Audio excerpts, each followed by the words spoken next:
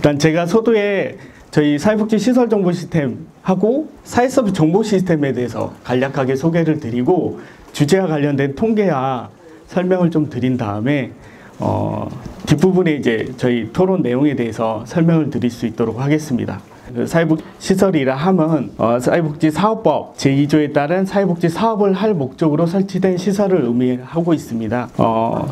여기에 저희 시스템에 대해서 이제 사용하는 적용 대상이 나오는데요. 적용 대상 사회복지 시설은 이제 시설 내에서 시설 운영자가 주관으로 판단하는 것이 아니라 실질적으로 사회복지 사업을 행하는 자가 판단에 의해서 사회복지 시설을 합니다. 그 범위 안에 이제 들어가는 내용들이 있다고 보시면 될 것 같고요. 그리고 이제 두 번째는 사회복지 시설의 계획에 대해서 말씀드리겠습니다. 시설 정보 시스템은 사회복지 법인하고 시설이 시설의 회계, 인사, 급여, 후원금, 이력 관리라고 나와 있는데 이제 서비스에 대한 제공을 한 이력을 관리하는 프로그램으로 되어 있고요. 즉 업무를 지원하는 시스템입니다. 그래서 행보기운과 연계돼서 각종 온라인 보고를 처리할 수 있는 사회복지 시설의 통합 업무 처리 시스템이라고 보시면 되는데 이게 왜 필요하냐면 행보기운을 통해서 사회복지 시설이 뭐를 받냐면 보조금을 받습니다. 보조금. 그 시설이 그냥 운영되는 게 아니고요.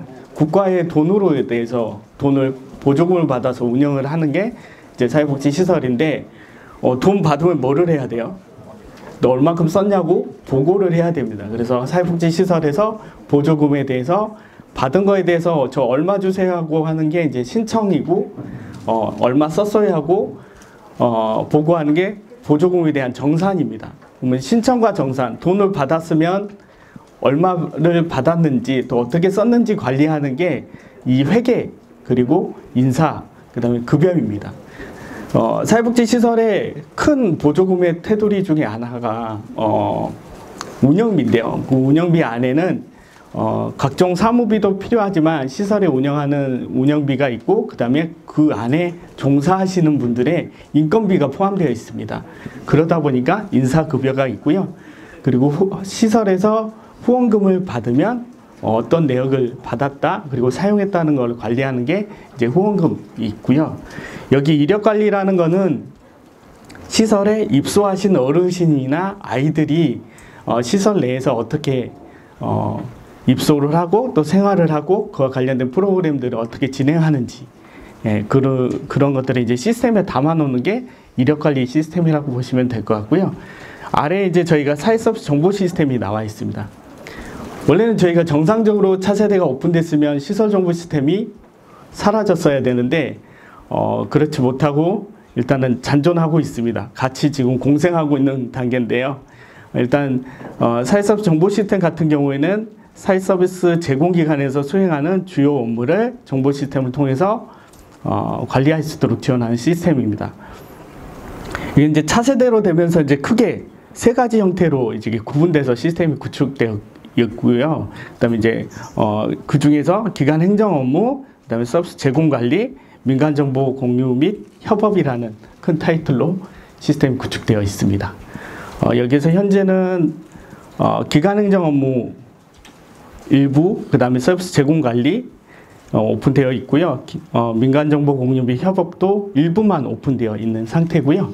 저희가 추가로 이제 차세대 더 오픈해가지고 온전히 되면 시설 정보 시스템은 내년 정도에 문을 닫지 않을까 싶습니다. 이제 주제와 관련된 내용으로 조금씩 들어가려고 하는데요. 시설의 정보와 업무입니다. 그래서 이제 일상적으로 업무가 진행되는 것들이 있는데 좌측에 보시면은 사회복지 업무가 있고요. 그 다음에 정보화의 종류, 그 다음에 서비스, 그 다음에 실질적인 필요성, 이게 이제 정보화가 필요하다는 내용들이 있고요. 현재 이제 시설 정보 시스템에 이와 관련돼서 어떤 업무들이 전산화되어 있고 서비스가 제공이 되고 있는지를 이제 보여주는 표를 준비했습니다.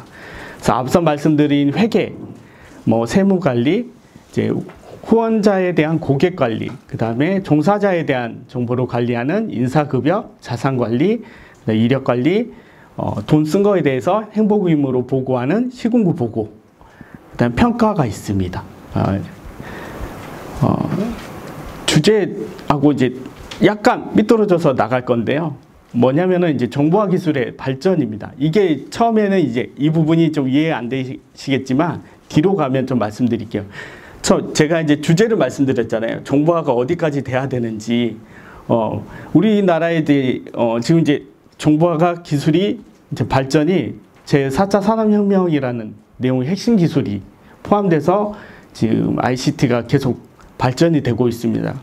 그래서 그 안에 보면은 4차 산업혁명의 주요 단어를 뽑아보면 인공지능, AI가 있고 저희도 하고 있는 빅데이터 있죠. 빅데이터 있고 사물인터넷, IoT가 있고 블록체인, 로봇공학, 드론, 증강현실, 뭐 자율주행, 그 다음에 공유경제 플랫폼 이런 형태가 있습니다. 이제 이 주제가 저희가 앞으로 지금 현재도 저희가 쓰고 있는 게 뭐냐면 휴대폰 하나 가지고 모든 게 다 연결되고 있잖아요. 예, 그래서 모든 것이 서로 연결되는 초연결 사회가 지금 우리가 기술이 발전되고 있고 향해 나가고 있는 방향인데요. 제가 여기에서 긍정적인 면과 부정적인 면을 이제 추려봤습니다. 그래서 긍정적인 면은 뭐냐면 데이터나 뭐 정보나 지식이 축적이 그 발달도가 이제 기술이 발달함으로써 풍부한 지식과 정보를 우리가 습득할 수 있고 그걸 사용할 수 있게 됐습니다. 부정적인 측면은 뭐냐면 정보하고 기술이 이제 발전을 했는데 그 습득하는 과정에 당사자에 따라서 당사자의 그 정보 습득 기술 수준에 따라서 사회적 갈등이 발생한다라는 내용입니다. 그래서 이거는 뒷장에서 어떤 갈등이 있는지 말씀드리겠습니다. 제가 통계를 하나 가지고 왔는데 리아에서 2022년도에 디지털 정보 격차 실태 조사라는 걸 했습니다. 그래서 여기 안에 보면은 디지털 정보화 수준에 대해서 크게 4가지에 대해서 구분을 하고 그 안에서 이제 여러 가지 통계를 했는데요. 이 중에서 제가 보고 싶어 하는 거는 고령화 쪽을 보고 싶습니다. 오늘의 주제로 좀 접근을 하려고 하는데요. 이 디지털 정보 수준화 같은 경우에는 여기 보시면 고령층 같은 경우에 장애인하고 고령층, 저소득층, 농어민이 있습니다. 이 4가지 분류에 대해서 이 계층이 디지털 정보화 수준이 현저하게 떨어진다는 내용이 있는데 그 중에서도 고령층 같은 경우에는 뭐 통합, 접근, 역량, 활용에서 모든 면에서 다 떨어집니다. 그래서 이 말은 뭐냐면 고령층으로 갔을 때 정보화 기술이 아무리 발전을 하더라도 그에 대한 사용이나 만족이 떨어진다는 내용이죠. 그래서 이 실태 조사를 토대로 해서 제가 오늘 주제로 가고자 하는 방향이 좀 나오는데 사례로 보면은 고령자의 정보 격차 원인이 여러 가지 나오는데 뭐 그 중에서도 인터넷 사용이 어렵다는 부분이 있고 특히 스마트폰은 그나마 좀 낫지만 PC를 통해서 하는 업무는 쉽지 않다는 거죠. 그래서 뭐 옆에 제가 뭐 나오듯이 이 키오스크 이용하는 게 어르신들이 햄버거집 가가지고 이렇게 하시는 거 보셨어요? 이게 어려워서 못 들어가세요. 예. 그리고 아래 보시면 이제 은행 뱅킹이에요. 뱅킹 앱이 이렇게 많습니다. 그래서 휴대폰을 통해서 스마트폰을 통해서 은행 뱅킹, 은행 업무도 해야 되는데 이게 쉽지 않으신 거예요. 네. 그래서 이런 격차가 발생을 하는 거죠. 그래서 젊은 사람들은 크게 불편이 없어요. 앞으로 더 발전이 되고 버튼 하나로 모든 게 해결되고 연결돼서 정보를 습득하면 너무 좋은 거예요. 그런데 어르신들은 그게 쉽지 않다는 거죠. 저희 시설정보집으로 다시 넘어와서 저희 시스템은 이제 사용자가 뭐 이렇게 됩니다. 구성이 이렇게 되는데 여기가 좀 충격적인 부분이 있습니다. 저희 이번에 이제 이 주제 관련돼서 뽑으면서 저희 시설정보시스템 사용자 전체 60만 명 중에서 50대 사용자가 29.47%고요. 60대 이상 사용자가 47.39%입니다. 60만 명 중에 실제 시스템에 접근하는 아이디를 가지고 있는 분 중에 50대하고 60대 이상이 거진 약 80%를 차지하죠. 예, 20%가 젊으신 분이시고 그럼 저희 시스템을 사용하시는 분들은 고령자에 속하시죠. 네. 그럼 이제 고령자에 속하신 분들이 시스템을 사용하는데 앞서 저희가 디지털 통계 조사, 실태 조사에서 말씀드렸듯이 시스템이 뭐 정보를 잘 활용하는 게 어려운 거죠. 이제 그 현장 의견을 직접 저희가 시설 방문해서 의견 들은 내용을 추려보면 현장에서 시설 사용자 대부분이 시설 정보 시스템을 사용을 하는데 어렵고 복잡하다, 기능이 너무 많다, 실제 업무에 필요한 부분만 사용하면 좋겠다. 이거는 이제 좀 어르신분들, 지금 여기 나와 있는 좀 어르신분들 이제 인터뷰했을 때, 현장 방문 갔을 때 사용자분들이 말씀해 주신 거고요. 특히 이제 장기요양 기간 사용자는 이제 대부분이 고령이에요. 고령이고 시설 정보 시스템 내에서 인사급여 전체 기능 사용이 어렵대요. 그래서 저희가 별도로 종사자 간편 입력이라는 별도 기능을 제공해서 이제 시스템을 활용해서 행복금 지자체 보고할 수 있게 해드렸는데 그 활용이 너무 좋다라는 의견이 있었고요. 그 다음에 세 번째로 시군구 보고 중에 입소자 보고 할 때 서비스 제공 업무 전반적인 프로세스를 다 알아야지 사용하라는데 이거 너무 프로세스가 복잡한데 언제 이걸 우리가 숙지하고 하냐. 꼭 필요한 기능만 관리될 수 있도록 하면 좋겠다는 내용이고요. 그다음 업무 화면에서 이거 고령층 나온 거예요. 글자 크기를 크게 조정을 하거나 화면을 더 크게 조정이 되었으면 좋겠다는 내용이에요. 저희는 되도록이면 한 화면에 글자가 좀 작더라도 모든 정보가 보였으면 좋겠잖아요. 그래서 저희가 자주 하는 게 뭐예요? 저희 원스크린. 한 번에 보여주세요. 아니면 원클릭. 예. 네, 이건데 고령층들은 힘들다는 거죠. 내가 보고 싶은 정보를 도대체 이 한 화면에서 어떤 걸 봐야 될지 이게 난감하다는 거죠. 네, 그래서 주제로 넘어와서 이 두 가지 사항에 대해서 여러분들하고 그 토론자분들하고 의견을 나눴으면 좋겠는데 첫 번째는 사회복지시설 정보화에 대한 확대라는 부분입니다. 그러니까 앞서 말씀드렸듯이 정보화 기술이 계속 발전되고 있는데 도대체 사회복지시설의 정보화 확대를 이 다양한 기술을 우리가 뒤처지지 말고 계속 적용을 해서 나가야 된다. 물론 사용자가 고령층이지만 고령층을 고려한 더 나은 기술을 도입해서 해야 된다는 내용이고요. 두 번째는 축소예요. 오히려 지금 시설 정보 시스템이나 사회서비스 정보 시스템을 통해서 제공되는 정보들이 너무 많고 너무 많은데 고령층이 요구하는 거는 야, 내가 필요한 업무만 볼 수 있게 간편하게 해줘, 단순하게 해줘, 이 내용이거든요. 그래서 정보화를 앞서 나간 그 앞선 기술들을 적용하는 것보다 그냥 맞춤형으로, 지금 사용자의 맞춤형으로 해서 정보를 제공하는 게 어떻겠다는 내용이고요. 그래서 이 두 가지 내용에 대해서 진행을 해보도록 하겠습니다. 너무 조용한데 괜찮으세요? 먼저 그러면 저희 고객정보의 선한수 부장님 먼저 이 토론 내용에 대해서 의견을 좀 말씀해 주시면 좋겠습니다. 네. 뭐 특별하게 많이 아는 건 아니지만 제가 평소에 궁금했던 사항이라든가 생각했던 내용 중심으로 조금 말씀을 나누도록 하겠습니다. 시설 정보의 정보화라고 이제 말씀을 하셨는데, 그러니까 저는 사실 정보의 격차를 줄일 수 있는 것도 결국은 정보 기술이 아닐까.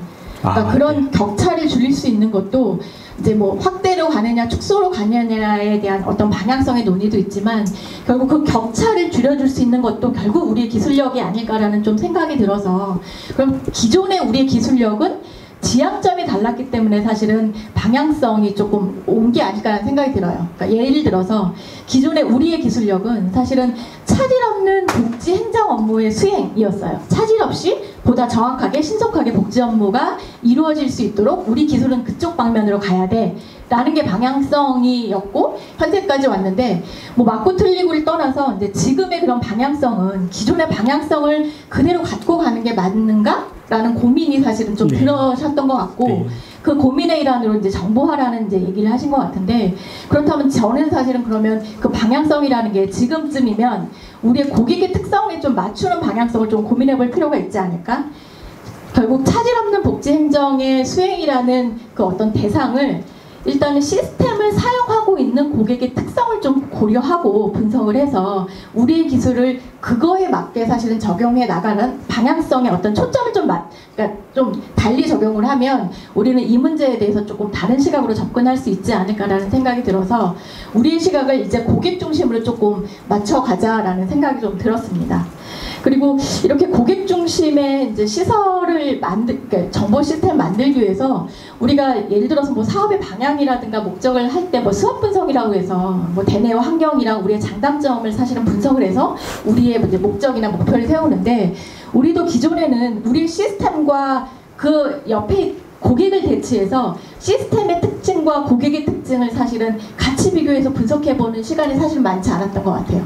지금 그 차장님이 말씀해 주셨던 것처럼 우리의 시스템은 행정 업무가 다양한 기능을 사실은 만들 수 있도록 점점 이 업무도 시스템을 타고 할 수 있고 요 업무도 사실은 편리하게 시스템을 타고 할 수 있어요 라고 해서 정말 네가 뭘 준비할지 몰라서 다 한번 준비해봤어 라고 굉장히 다양한 기능을 쫙 펼쳐서 고객한테 제공을 했는데 우리의 고객은 사실은 인구학적 특성만 보더라도 연령이 높고 그리고 사실은 이제 어떤 정보 시스템에 대해서 사실은 접근성, 이게 물리적인 접근성이든 심리적인 접근성이든 접근성에 일단 제한점을 두고 있는 고객들이 사실은 많았기 때문에 이 고객의 특성을 사실은 고려하지 않고 우리는 이제 계속해서 조금 기능적인 발전을 좀 추구한 게 아닌가 싶어서 우리 시스템의 특징과 고객의 특징을 좀 딱 비교 분석하는 한번 좀 편을 만들어 보는 게 어떤가라는 생각이 사실은 들었어요. 그래서 우리의 사용자의 특성은 고령자의 비율도 높을 뿐더러 아까 처음에 말씀해 주셨던 것처럼 우리의 시설정보 시스템을 쓰는 복지시설은 그야말로 유형이 다양해요. 예를 들어서 아동시설이라고 하더라도 하나의 생활 아동시설만 포함하는 게 아니라 이용시설, 그냥 출퇴근 개념으로 아동이 왔다 갔다 하는 시설도 있는 반면에 그 안에서 아동이 생활하는 시설도 있기 때문에 아동의 하나의 시설만 봐더라도 다양한 유형의 대상자 하나만 보더라도 시설 유형은 다양한데 과연 우리가 그 다양한 유형의 시설이 우리 시스템을 사용하려고 계속해서 얘기를 하고 있지만 그들의 사업을 사실은 포괄할 수 있는 시스템이었는가라는 생각이 좀 들었고 이제 그걸 일환으로 차장님은 그럼 맞춤형으로 갈 것인가? 이제 그동안에는 모든 시설의 어떤 공통분모를 잡아서 그 공통분모를 할 수 있는 기술이었다면 아니다. 우리는 일단은 우리 시스템으로 들어오는 그야말로 다양한 유형 그 대상자로만 해도 뭐 장애인, 노인, 아동, 청소년 이렇게 가더라도 사실 많은 건데 그 안에서 시설의 어떤 서비스 유형별로도 거의 68종이 나눠지기 때문에 그런 68종의 시설을 운영하고 계신 분들이 들어와서 우리 시스템을 그래도 뭐 시군구 보고라는 이제 공통 업무를 하지만 그들의 모든 시설의 모든 서비스를 포괄하는 건 어렵다. 그래서 우리 시스템의 특징은 뭐냐면 시군구 보고처럼 공통으로 가져갈 수 있는 사용률은 예를 들어서 각각 기능을 봤었을 때 거의 90%가 넘어요. 근데 그 기능 외에 우리가 다양하게 제공하는 그 서비스 기능별로 살펴보면 어떤 거는 거의 1~2% 사용률이 1~2%도 안 되고 어떤 거는 사실은 90%가 넘어가고 이 안에서의 사용 편차도 사실은 또 많이 벌어지고 있기 때문에 사실 이거를 어떻게 조금 이제 가져가야 될 것인가의 고민이 좀 필요할 것 같아요. 근데 우리가 사실 이런 걸 또 다 담는 이유가 저희 복지시설 정보 시스템을 사용하시는 분들은 그 시스템을 최소 2개 이상을 쓰세요. 그러니까 민간, 기존에 내가 업무를 하는 민간 시스템에다가 우리 시군구 보고라든가 이제 회계 처리를 위한 복지시설 정보 시스템에다가 이번에 차세대를 통해서 사회 서비스 정보 시스템이라는 이제 3개의 시스템을 막 켜놓고 사용을 하시게 되는 이런 상황이 좀 발생을 했기 때문에 아마 이거를 계속 한 대로 몰아서 사용의 편리성을 강화하고자 하는 게 우리의 생각이어서 다양한 기능을 다 넣어드렸는데 실제로 우리 시스템을 사용하는 사용자 입장에서는 다 필요 없고 얘는 1, 2번 업무를 쓰고 얘는 3, 4번 업무를 쓰고 얘는 5, 6번 업무를 쓰는 이런 조금 아이러니한 상황이 좀 펼쳐지고 있는 게 아닌가라는 생각이 들어서 일단은 제가 좀 드리고 싶은 얘기는 우리의 시스템의 특성과 그리고 우리의 시스템을 사용하는 사용자의 특성을 한번 비교해 보면 어느 지점에서는 굉장히 반대의 성격을 사실은 좀 주고 있을 가능성도 있기 때문에 그런 한번 그 비교 분석이 사용자의 뭐 인과학적 특성도 매우 중요하지만 업무적 특성이라든가 이런 다양한 차원의 좀 비교 분석이 조금 필요하지 않나라는 생각이 좀 들었습니다. 저는 한 2가지 관점에서 좀 의견을 드리고 싶었는데 근데 의견을 드리기 전에 좀 가정을 하나 하고 싶어요. 뭐냐면 신기술을 적용하기 전에 일단 현재 시스템에서 제공하고 있는 기능이 현장 의견 수렴을 좀 통해서 정리가 된다는 가정을 하고 좀 의견을 드리고자 합니다. 첫 번째는 이제 사용자 지원 측면에서의 신기술 적용이 필요하다. 이 부분은 어떤 거냐면 일단 기능이 간소화되고 사용자들이 편리하게 되더라도 일단 고령층이잖아요. 우리가 고령층이 많다는 어떤 사용자의 특성을 좀 지원하려면 아까 손한석 부장님도 좀 비슷한 의견을 주셨는데 우리의 기술들 뭐 챗 GPT나 챗봇이나 AI 상담이나 뭐 이런 어떤 정보와 기술을 통해서 시스템 사용자들을 지원할 수 있는 그런 이제 최신 기술의 적용 검토는 좀 필요해 보인다. 이와 더불어서 이제 RPA 같이